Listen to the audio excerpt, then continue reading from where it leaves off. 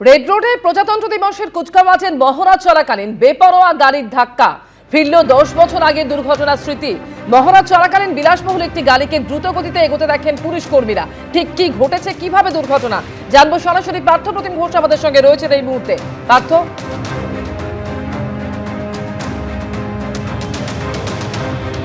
দেখো নিশ্চয়ই 2016 সালের কথা তোমার মনে আছে, একেবারে রেড রোডে প্রজাতন্ত্র দিবসের মহড়া চলাকালীন যে দুর্ঘটনা ঘটেছিল, বায়ুসেনার অফিসারের মৃত্যুর ঘটনা ঘটে। তারপর থেকে কিন্তু রেড রোড জুড়ে একেবারে কড়াকড়ি নিরাপত্তা ব্যবস্থা সেটা করা হয়েছিল। আজকে সকাল 7:30 নাগাদ একেবারে রেড রোডে যে জায়গায় রেড রোডের এন্ট্রি পয়েন্ট, যেখানে কিন্তু কুচকাওয়াজ প্রজাতন্ত্র দিবসে কুচকাওয়াজের চূড়ান্ত মহড়া চলছিল, তখন এই যে গাড়িটি যেটাকে বর্তমানে ময়দান থানা পুলিশ বাজেয়াপ্ত করেছে, সেই গাড়িতে বেশ কয়েকজন তরুণ যারা কিন্তু গাড়ি নিয়ে বেরোয় এবং গাড়িটাকে দেখতে পায়, সেখানে উপস্থিত পুলিশ কর্মীরা দ্রুত গতিতে এগিয়ে আসছে এবং যে জায়গায় রেড রোডের মহড়া চলছে সেই মহড়া চলাকালীন সেখানে কিন্তু ঢোকার যখন গাড়িটা চেষ্টা করছে, তখন উপস্থিত পুলিশ কর্মীরা কোনো রকম গাড়িটাকে আটকায় এবং আটকাবার পর সেখানে যে গার্ডওয়াল পুলিশের লাগানো ছিল সেই গার্ড রেলে গিয়ে সোজা গাড়িটি ধাক্কা মারে এবং ধাক্কা মারার পর সেই গাড়িতে কয়েকজন তরুণ সেখানে ছিল এবং তার মধ্যে গাড়ি যে চালাচ্ছিল সে হচ্ছে কলেজ পড়ুয়া। তাকে কিন্তু আটক করে নিয়ে এসছে পুলিশ এবং যেমনটা জানা যাচ্ছে এই যে গাড়িটি, সেই গাড়িটিকে নিয়েই কয়েকজন বন্ধুরা তার পরিবারের লোক বলছে চা খেতে বেরিয়েছিলেন ভোরের বেলা এবং সেই চা খেতে বেরোবার পর একেবারে রেড রোডে যখন কুচকাওয়াজ চলছে সেখানে গাড়ির গতি এতটাই বেশি ছিল সেইখানে কিন্তু নিয়ন্ত্রণ রাখতে পারলো না এবং পুলিশের যে গার্ডওয়াল রয়েছে সেই গার্ডওয়ালের মধ্যে গিয়ে গাড়িটি একেবারে সোজা গিয়ে ধাক্কা মারে এবং কি গাড়িটি কি পুলিশ সূত্রে যেমন জানতে পারছি, গাড়িটির যে ইন্স্যুরেন্স এবং পলিউশন সেই দুটোই কিন্তু এক্সপায়ার করে গিয়েছে, একটা 2023 সালে, একটা 2024 সালে।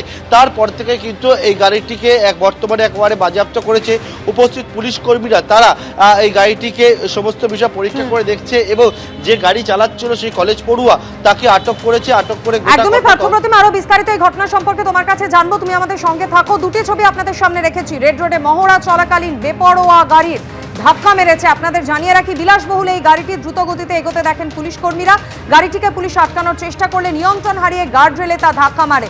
ইতিমধ্যে কলেজ যুবক তাকে কিন্তু আটক করেছে পুলিশ। পাশাপাশি আপনাদের সামনে রেখেছি 10 বছর আগে যে মর্মান্তিক ঘটনা ঘটেছিল এই রেড রোডে।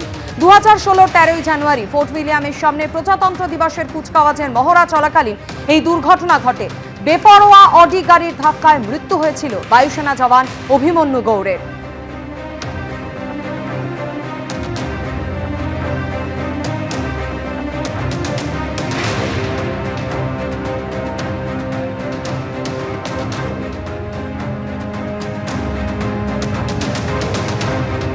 10 বছর আগে যে ঘটনা ঘটেছিল 2016 13ই জানুয়ারি, সেই একই ঘটনা ফের একবার ঘটলো এবার। রেড রোডে মহড়া চলাকালীন বেপরোয়া গাড়ি, ইতিমধ্যেই কলেজ ছাত্র, তাকে আটক করেছে পুলিশ। পার্থপ্রতিম ঘোষ আমাদের প্রতিনিধি সরাসরি আমাদের সঙ্গে রয়েছেন। পার্থ, তুমি জানাচ্ছিলে কলেজ ছাত্র, তাকে আটক করা হয়েছে, তাকে জিজ্ঞাসাবাদের পর আর কি কি তথ্য সামনে আসছে?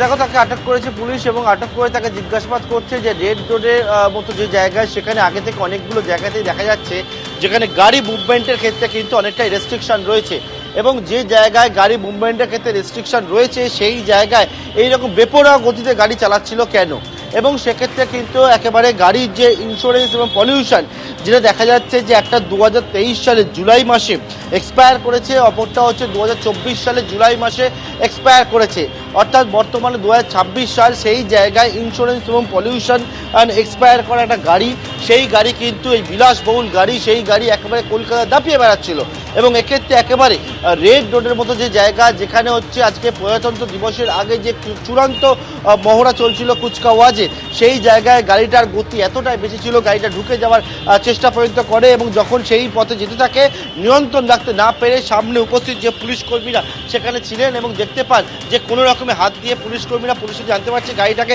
থামানোর যখন চেষ্টা করে, গাড়িটা পুলিশকে দেখে যখন গতি আরও বাড়িয়ে দেয়, আরও বাড়িয়ে দিয়ে একেবারে রেড রোডের দিক থেকে গাড়িটা পার্ক স্ট্রিটের দিকে মুভ করার চেষ্টা করে, তখন পুলিশের যে গার্ডওয়াল ছিল সেই গার্ডওয়ালে গিয়ে গাড়িটি ধাক্কা মারে, যার দরুন দেখতে পাচ্ছ গাড়ির সামনে একেবারে বাঁ দিকের যে অংশ রয়েছে সেই জায়গায় ক্ষতিগ্রস্ত পর্যন্ত হয়েছে এবং বর্তমানে ময়দান থানায় পুলিশ গাড়িটা যে চালাচ্ছিল কলেজ পড়ুয়া ওই যুবককে তাকে আটক করেছে এবং গাড়িটাকে বাজেয়াপ্ত করে গোটা ঘটনা তদন্ত প্রক্রিয়া বিস্তারিতভাবে তারা খতিয়ে দেখছে এবং এগিয়ে নিয়ে যাচ্ছেন বর্তমানে। ধন্যবাদ পার্থপ্রতিম। বিধানসভা ভোটের আগে কলকাতার শিক্ষা প্রতিষ্ঠানে সরস্বতী পুজোয় এবার এসআইআর থিম। বালিগঞ্জ সায়েন্স কলেজের বাগদেবীর আরাধনায় তুলে ধরা হয়েছে এসআইআর নিয়ে হয়রানি এবং আতঙ্কের বিভিন্ন ছবি। প্রতিমার পাশেই ফ্লেক্সে ঝুলানো হয়েছে তৃণমূল কংগ্রেসের বিভিন্ন স্লোগান লেখা ফ্লেক্স। মণ্ডপে বাজছে তৃণমূল সরকারের উন্নয়নের পাঁচালী, আর যা ঘিরে চলল রাজনীতির পারদ। পশ্চিমবঙ্গে এসআইআর প্রক্রিয়া শুরু থেকেই কখনো উঠেছে হেনস্থার অভিযোগ, আবার কোথাও এসআইআর শুনানি কেন্দ্রের বাইরে দীর্ঘ লাইনে দাঁড়ানো মানুষজনের মুখে উঠে এসেছে হয়রানির নালিশ। এবার রাজ্যে সরস্বতী পুজোতেও পড়ল এসআইআর এর প্রভাব। বালিগঞ্জ সায়েন্স কলেজের বাগদেবীর আরাধনাতেও রাজনীতির ছবি। সেখানে এসআইআরকে সরস্বতী পুজোর থিম করার পাশাপাশি মণ্ডপে চলল উন্নয়নের পাঁচালীর মতো বিভিন্ন রাজনৈতিক কর্মসূচির প্রচার। সরস্বতী পুজোর থিমে এসআইআর এর ছাপ। বাগদেবীর আরাধনায় বালিগঞ্জ সায়েন্স কলেজে ফুটে উঠছে এমনই ছবি। ব্যাকগ্রাউন্ডে লেখা এসআইআর এবং তারই সামনে নির্বাচন কমিশন যে নথিকে অগ্রাহ্য করেছে, অর্থাৎ অ্যাডমিট কার্ড মাধ্যমিকের, তা হাতে নিয়ে চোরাবালিতে ডুবে যাচ্ছে কিছু হাত।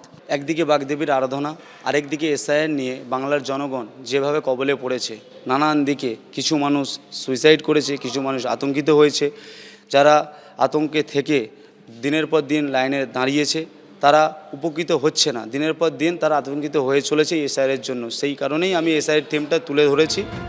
এখানেই শেষ নয়, বালিগঞ্জ সায়েন্স কলেজের বাগদেবীর আরাধনায় প্রতিমার পেছনে তৈরি করা হয়েছে একটি ফুটবল বার, যেখানে ঝোলানো রয়েছে 2 ফুটবল জার্সি, যার মধ্যে হলদে সবুজ রঙের জার্সিতে সংখ্যায় লেখা রয়েছে 250, আর গেরুয়া জার্সিতে আঁকা হয়েছে জিজ্ঞাসা চিহ্ন। অর্থাৎ বিদ্যার দেবীর পুজোয় পরতে পরতে যেন জড়িয়ে গেছে রাজনীতির রং। এটা কিছু মানুষের রাজনীতি মনে হতে পারে, কিছু মানুষের মনে নাও হতে পারে। আমার মনে হয় যে এখানে আমি যেসব কারণ জিনিসগুলো তুলে ধরেছি, সেখানে দেখা গেছে যে অনেক মানুষ, বাংলার জনগণ সেখানে উপকৃত হয়েছে সেবাশ্রয় দ্বারা, উন্নয়নের পাঁচালী দ্বারা, নানান রকম স্কিমের দ্বারা।